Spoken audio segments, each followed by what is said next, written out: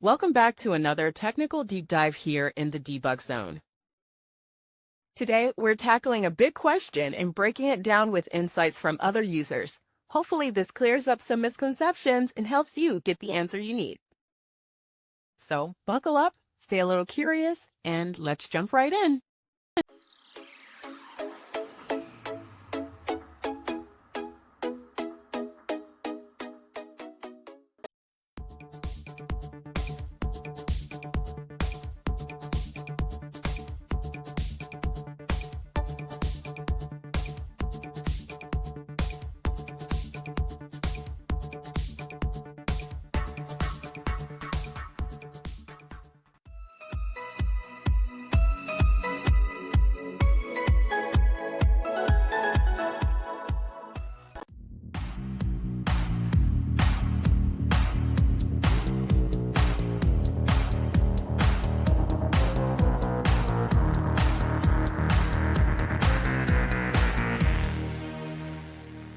And that's a wrap.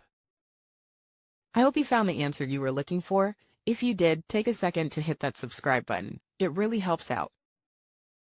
And let me know in the comments which solution worked best for you. See you next time in the debug zone.